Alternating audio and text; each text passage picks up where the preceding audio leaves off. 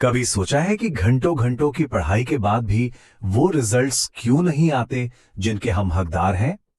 आज हम सिर्फ एक और स्टडी स्ट्रेटजी की बात नहीं करेंगे, बल्कि एक ऐसे मास्टर प्लान को डिकंस्ट्रक्ट करेंगे जो पढ़ाई के पूरे खेल को ही बदल देता है।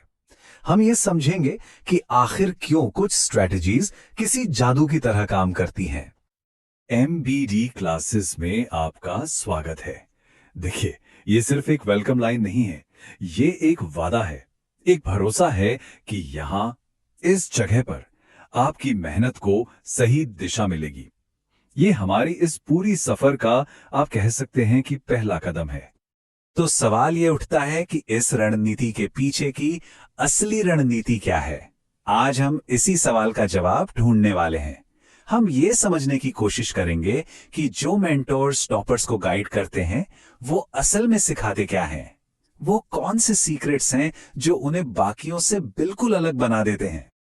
ठीक है, तो चलिए अब मुद्दे की बात पर आते हैं।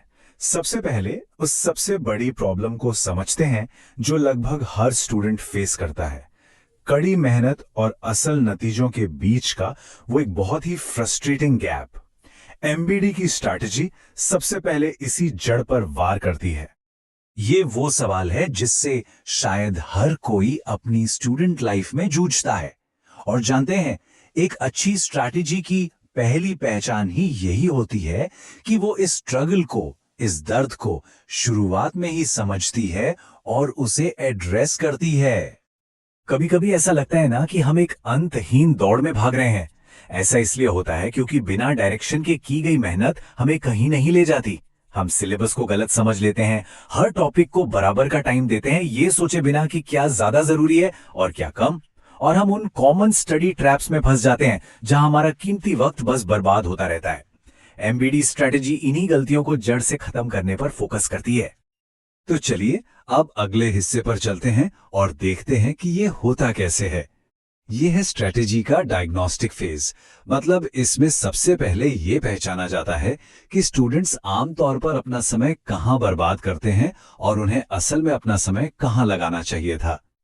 तो यहाँ MBD का सबसे बड़ा दाम है। सक्सेस इस बात से तय नहीं होती कि आप कितना पढ़ते हैं, बल्कि इस बात से तय होती है कि आप क्या छोड़ते हैं। ये स्ट्रैटेजी जाल यानी ट्रैप्स और खजानों के बीच का फर्क शीशे की तरह साफ कर देती है। और यकीन मानिए, जिस दिन आप ये समझ गए कि किन चीजों पर टाइम वेस्ट नहीं करना है, आधा काम तो वहीं हो जाता है। और ये चार्ट इस सच्चाई को बिल्कुल साफ साफ दिखाता है। जरा सोच कर देखिए, अगर कोई दिन में 6 घंटे पढ़ रहा है तो उसके 3 घंटे ऐसी चीजों पर जा रहे हैं जिनसे शायद ही 1 या 2 सवाल आएंगे। ये सिर्फ टाइम की बर्बादी नहीं है, ये आपकी एनर्जी और आपके कॉन्फिडेंस की भी बर्बादी है। तो अब समाधान की ओर बढ़ते हैं। MBD का अप्रोच बाकी सबसे अलग कैसे है? ये स्टूडेंट के मेन ऑब्जेक्टिव को ही बदल देता है। यही इस स्ट्रैटेजी का मूल मंत्र है, इसका कोर आइडिया। बस पढ़ते जाओ वाला जो तरीका है ना, वो एक कुंद कुल्हाड़ी से पेड़ काटना जैसा है। मेहनत बहुत लगती है पर नतीजा बहुत कम। MBD आपको एक तेज धार वाली कुल्हाड़ी देता है, जिसका मतलब है सही डायरेक्शन और क्वालिटी पर फोकस करना, ना कि सिर्फ घंटों की गिनती पर। MBD स्ट्रैटेजी इन सीधे साधे लेकिन बेहद पावरफुल स्टेप्स पर चलती है। देखिए कितने क्लियर हैं ये। पहले पहचानो, फिर अलग करो और फिर खत्म करो। ये पूरे प्रोसेस को बहुत सिंपल और टारगेट ओरिएंटेड बना देता है। और इसका जो आखिरी लक्ष्य है, वो सिर्फ सिलेबस को खत्म करना नहीं है, बल्कि उस पर एक नए लेवल की समझ और कंट्रोल हासिल करना है। तो सिलेबस पर महारत का मतलब क्या है? इसका मतलब ये बिल्कुल नहीं है कि आपको हर एक पन्ना रटा हुआ हो।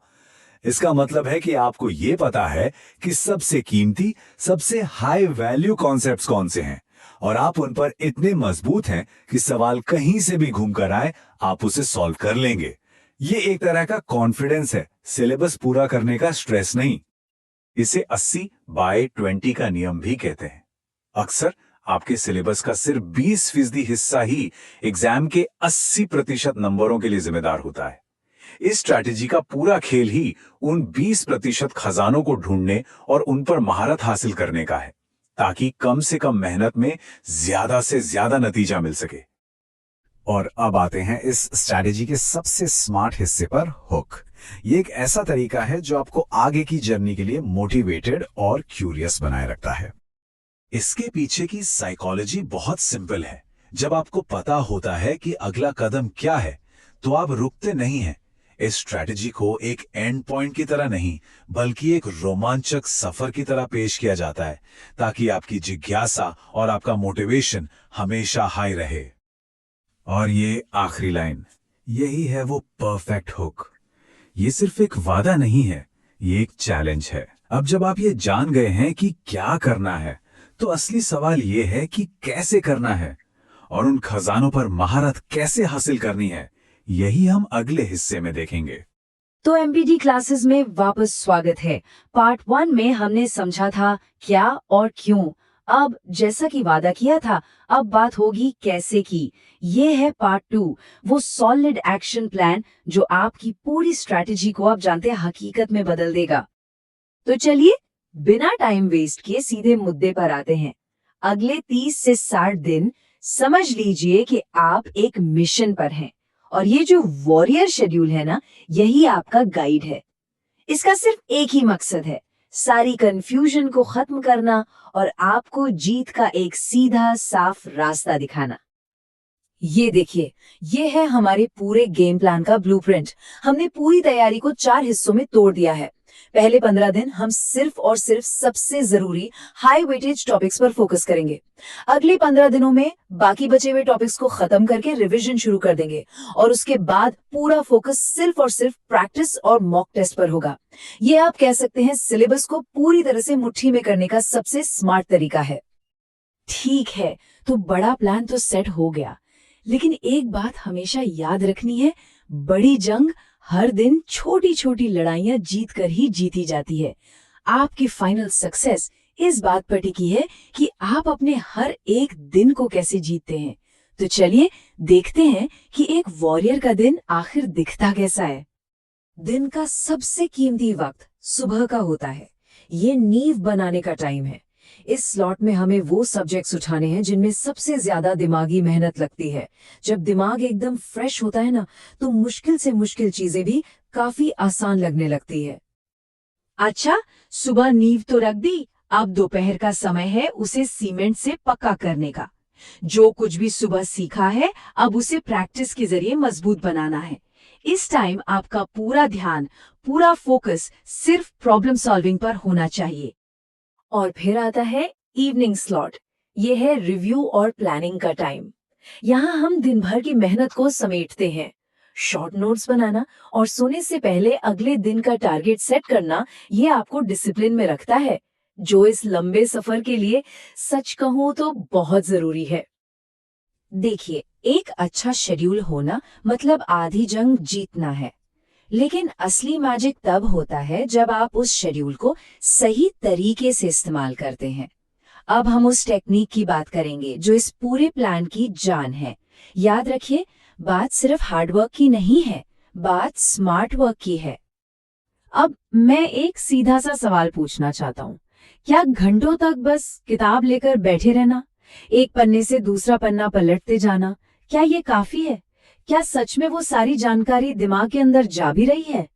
एक सेकंड के लिए ईमानदारी से सोचिए इस बारे में। ये स्लाइड अपने आप में सब कुछ बता रही है। लेफ्ट साइड पर है पैसिव लर्निंग, जहां आपका दिमाग कह सकते हैं बस देख रहा है, कुछ कर नहीं रहा। और राइट साइड पर है एक्टिव रिकॉल, जहां आपका दिमाग जिम में वर्कआउट कर रहा है। और नतीजा बिल्कुल साफ है, जिस दिमाग की कसरत होगी वही जानकारी को लंबे समय तक पकड़कर रख पाएगा।